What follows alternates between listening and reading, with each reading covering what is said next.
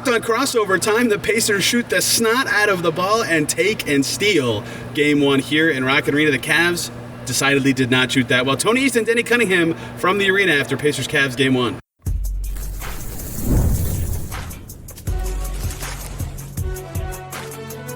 You are Locked On NBA Crossover, part of the Locked On Podcast Network. Your team every day.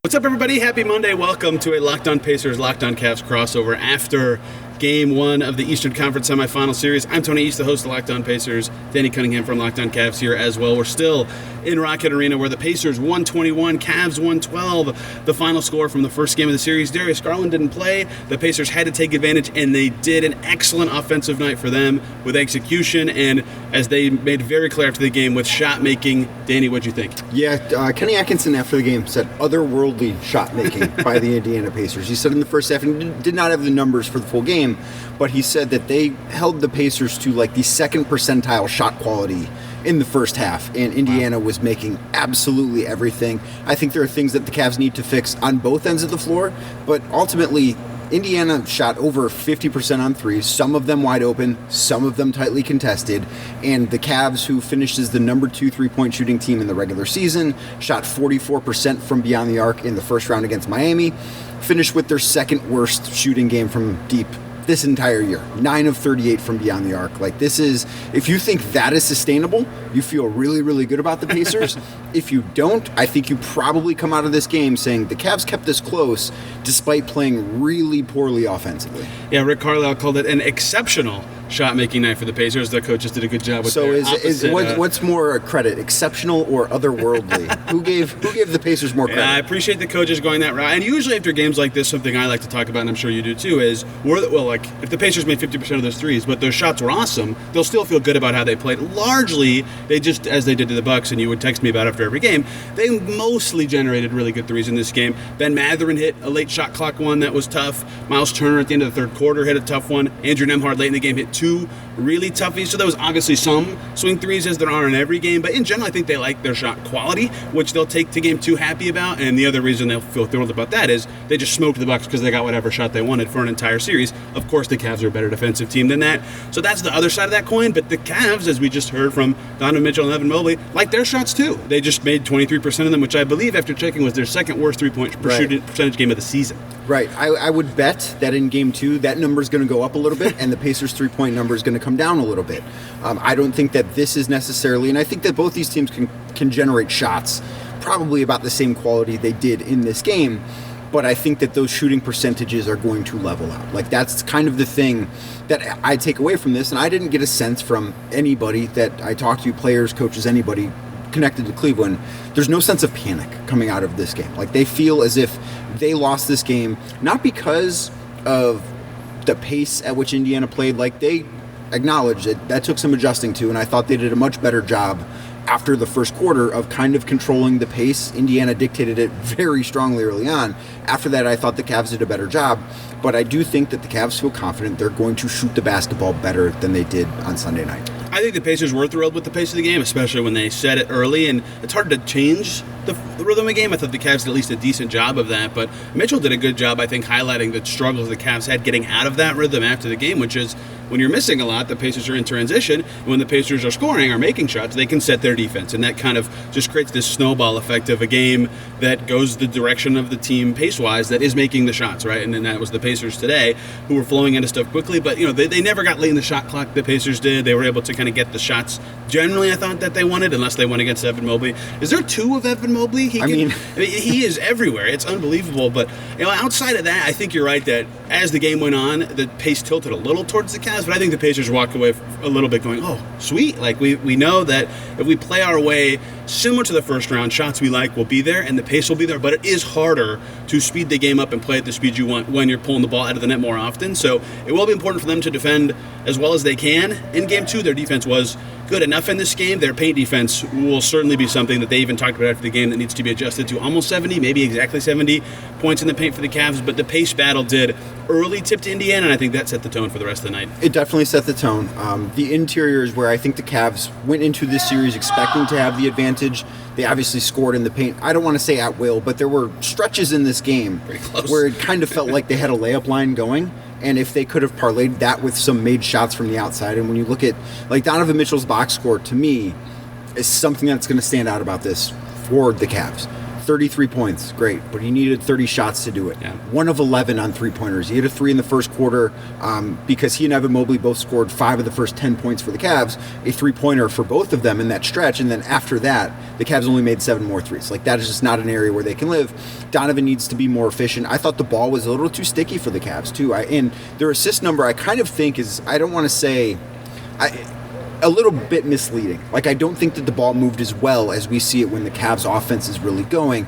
Thought it was a little sticky, and I think that is the area where they really missed Darius Garland in this game. There was a lot of conversation, Tony, in Cleveland, and somewhat nationally too because of Kyle Anderson, saying that the Cavs are better off without Darius Garland. Silly. And 1 game sample size is never anything, like it's never big enough to prove any point, just the same as a 2 game sample size against the Miami Heat can't prove that point the other way. But I thought the Cavs really, really missed Garland's not only shooting tonight, but creation and just kind of the way that the ball can pop when he's on the floor too. Yeah, I was not surprised they went with Merrill. You and I talked before the series. Kenny loves it. If he's making an adjustment lineup-wise, he's picking the shooter first and then figuring it out from there. I thought maybe in the second half he'd go to Jerome just to get some ball handling pop on the floor, but not a great Ty Jerome game. I don't think even he would say it was a great game for him. He got in the paint some, but was clearly frustrated. There were no whistles today. Right. Oh my goodness. They were letting guys hit at the rim, going both directions. And so for Jerome, who thought he was getting fouled a few times throughout the game, you could tell he got a little flustered and didn't play the way that he needed to. But Merrill didn't hit enough shots, and I thought it was interesting that you and I thought, and of course when Garland returns this will change, it'd be Haliburton and Strus on each other. To start the game, it was Merrill and Haliburton on each other, right? So that kind of just created this long ripple effect of changes from expectation and game plan and all that. And I don't know what the Cavs thought of Garland's status for this game, but I say all this about Sam Merrill to say, obviously, yes, they missed their all-star point guard who can pass and shoot and do all these things. And even if Kyle Anderson's point is, well, he's not a good defensive player, yeah, okay, the Cavs didn't defend that well anyway. They needed the offensive punch tonight, and they didn't have it. Well, Kenny Atkinson after the game said, our offense let us down. It's easy to look at this and say the Pacers shot, as you said, the snot out of the basketball. And they did. And can the Cavs be better defensively? Yes, they need to be better defensively. This was not a championship caliber effort on either end of the floor for them. But they came into this game after setting the record for the best offensive series in NBA history against Miami. Obviously, these two opponents, very different in caliber, but they were also the number 1 offense in the regular season. They were a great offense from start to finish this year, and they didn't play like it. They can talk about being a defense-first identity type team, and they do that. And there were stretches certainly in the third quarter when they went on that 13-0 run or 14-0 run, I believe it was, when Donovan Mitchell checked back in about midway through that quarter. And yes, getting stops is when this team is going to look its best. But at the end of the day, this is a series where, especially as we talk about starting Sam Merrill, they're leaning into offense. They need to score more than 112 points against this Pacers team. I agree with Kenny that they were let down on both ends of the floor, but I look at this as more of an offensive issue than a defensive issue moving into game 2. That 17-4 run certainly scary for the Pacers, and I know they felt it in that moment, right? They're shooting well, the Cavs are not, Garland's out, they needed to respond to that stretch, and they did. I want to talk about some stuff they did well and then get your thoughts on Cavs adjustments, but obviously the shooting part of this, everyone will discuss ad nauseum. One team shot very well, one team didn't. I think earned in some ways for the Pacers. Regardless, one thing we already talked about was the pace that they started the game with. That start was huge. I think they carried that throughout the night. The other thing is their balance has been a huge weapon for them in this postseason. They've had several guys in double figures extremely often, and tonight, again, they have not had a 30-point score the entire postseason. Right? Their top scorer is always in the 20s. They always shake out with something like 6 or 7 guys in double figures, and then 2 other guys have 8 or 9. I think 2 guys had 7. Today, that happened again. The entire starting 5 scores in double figures. Ben Mathurin makes plays off the bench. I think he had 7. I can't remember who their bench player was in double figures. It had to be. I thought it was Mathurin. I thought it might have been hit Mathurin. 3 threes. Yeah, so they get their 6, and then I think it was McConnell and Toppin who also had 7 contributed points. I'm not going to pull up the box score. Regardless, that balance is something they'll be happy about because they move the ball very well, and that's when they feel like they're at their best.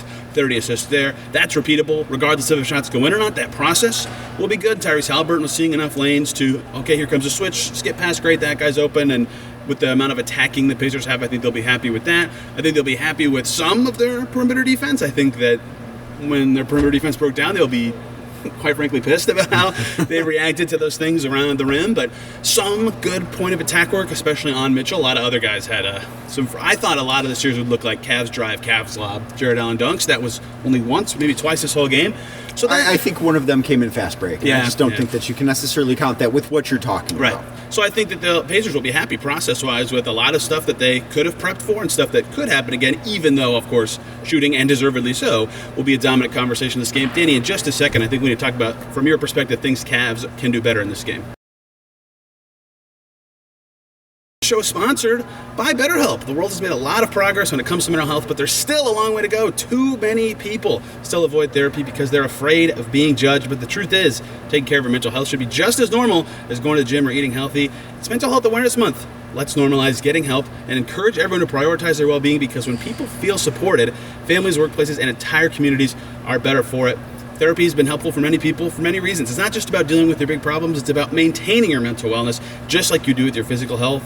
And with BetterHelp, getting started is easier than ever. It's fully online, has a network of over 30,000 licensed therapists, and you can switch therapists at any time for no additional charge. We're all better with help. Visit BetterHelp.com/LockedOnNBA to get 10% off your first month. That's BetterHelp, HELP.com/LockedOnNBA.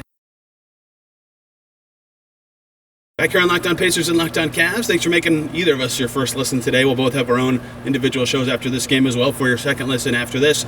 Danny, what can the Cavs do better besides put the ball in the net more often? Besides make shots, I think that defensively, and this is weird to say, I guess, because Kenny talked about so much how this was an offensive issue, not a defensive issue. I thought they overhelped a little bit. I thought that they were a little too eager to help when somebody didn't, as they say, guard their yard on the perimeter. I thought that was something that generated a lot of the looks because, as we've mentioned, not all of the looks that the Pacers made in this game were great ones. Some of them were, and I think a lot of those were because the Cavs overhelped on certain dribble penetration actions, and I just think that is something that needs to be cleaned up. They need to trust their defensive unit. I think that is something they need to do. Yes, Evan Mobley is there when you need him to be, or Jared Allen is there when you need him to be. I think that is kind of thing number one that I look at and say, okay, the Cavs did these certain things well, but when things broke down, I think it was because they overhelped when the Pacers got near the basket.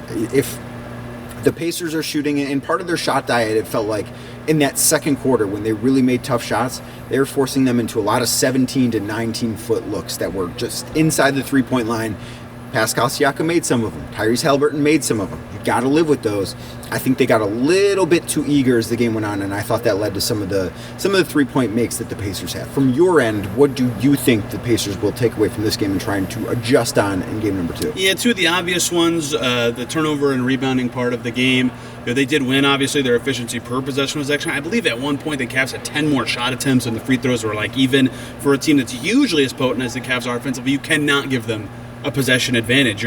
That's what Cavalanches are. They have a bunch of possessions in a row. They just keep scoring. They have to clean up those things. And look, the points in the paint thing, the Cavs are awesome at that. They give the Pacers fits there during the regular season. I think some of that, and most of it, was this is what the Pacers have to be better at. Just, man, were they bad guarding pick and roll coverages and shifting help over, and it helps that the Cavs were missing those threes, but they've got to rotate better through those actions because the Cavs are either getting a layup or, a good pass in the paint to one of their other bigs, even though there was one of the lobs over the top that we already talked about expecting. But another part of the second chance points that Aaron Nesmith pointed out was offensive rebounds, right? That goes back to the rebounding we already talked about. Allen, Mobley, whatever.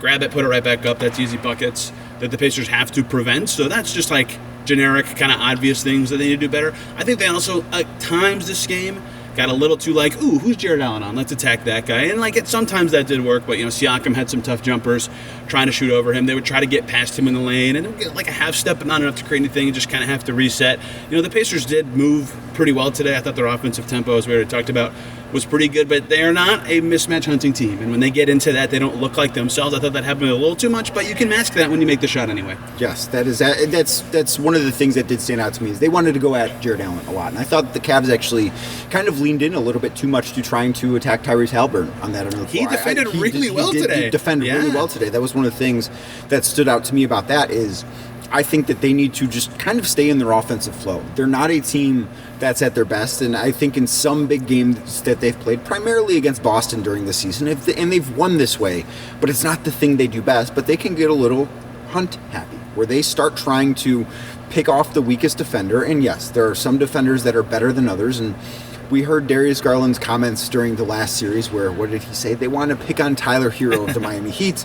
And then they actually kind of went away from doing that in games 3 and 4 after Garland said that. Now, maybe that's because Garland wasn't out there and the philosophy changed a little bit offensively, but overall I think that they need to try and stay more so within their offensive flow and stick to that game plan rather than saying, oh, there's Tyrese Haliburton, I want to call him up, I want to get him switched on to me if I'm Donovan Mitchell. And you're going to win that battle, but you're not going to win it every single time. And I think that's one of the things to take away, is that if the Cavs play more like the Cavs want to play, they'll be fine. But I think that the Pacers did a good job of getting them out of what they want to do offensively for much of this night. Danny, I'm proud of us. Every basketball podcast starts with adjustments. They go, they should change their lineup. They should change their rotation. But that is part of this, too. I think the Pacers figured out quickly that probably only one of Thomas Bryant or Ben Shepherd's going to be a guy in this series. Jarace Walker played in the first half, Thomas Bryant in the second half, so that answered none of my questions about who they'll decide to play going forward. Actually, Bryant did okay. His defense was yikes. But his offense was good enough, and they clearly went to him because they needed a rebounding. He made a post fade that I was like, Thomas Bryant's taking fadeaway jump 2-pointers in this game, and he made it to start the fourth quarter. And then Shepherd, they're playing him because he's one of their better point of attack defenders. I already criticized the Pacers for that, but I think a lot of their adjustments are going to be keeping up with the Cavs as the series goes on, and he did not give them enough offensively. So I would not be shocked if only one of them plays in the next game. Jarace Walker was okay moving the ball. His shot didn't fall. I think he's probably the 9th best offensive guy, which is why he sticks no matter what, and it's just one of Shepherd Bryant. Any changes for the Cavs rotation, or is it just Garland back? They know that'll be. So you bring up the Thomas Bryant fadeaway that he hit in the lane, and that was kind of the moment where I looked to the guy sitting next to me in our media seating. I just said, you know what? I don't think it's the Cavs' night tonight. Like, if that's the shot that's going down and over good defense, it's just like, you know what? I don't know that the Cavs are going to be able to pull this one out. The thing that I look at, obviously, like, the easy thing to say is get Darius Garland back in the lineup. We don't know what his health situation is going to be. I am mildly surprised he didn't play in this game. I think that... So was Rick Carlisle, who joked before the game, oh, he's playing, and then he didn't. Kenny Atkinson told us he went through a full practice on Friday, had the day off on Saturday and prepped for this, and then was not available on Sunday. Obviously, that's the easy one to say.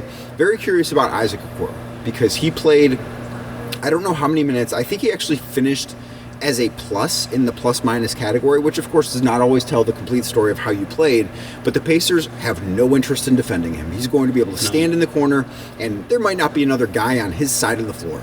He missed both three-pointers, or all 3 3-pointers. I don't remember he attempted, but I know he didn't make one on Sunday night. And if he's not making that shot, because there was one possession, I think the Pacers were up by 2 points in the fourth quarter. The Cavs did a great job, generated a great look. It's Isaac Okoro in the left corner. Can't make the shot. Like, it was the great shot just for the wrong guy. So I do wonder if they want to lean in more offensively. And the other thing, too, to take away from this, and Kenny Atkinson has done this all year, it's been part of who the Cavs are, is they rely on their depth. Donovan Mitchell only played 33 minutes in this game. I do think that it probably makes sense to ramp up his minutes, get him closer to 37, 38 minutes in the postseason. Like, that's what saving him in the regular season was for him to be able to play those longer stints, to play heavier minutes in the playoffs. Where here, he still only played 33 minutes. I know that he's obviously didn't necessarily have a great night tonight, but I would think that maybe it makes sense to see him play more, Evan Mobley play more. Obviously, we don't know the status of Darius Garland for Tuesday, but maybe playing the better players more is something. And that sounds really silly to say, but maybe playing the star players more is an adjustment Kenny Atkinson and the Cavs can make. The Pacers' worst game of the first round, they leaned too much on their bench. They went away from that immediately.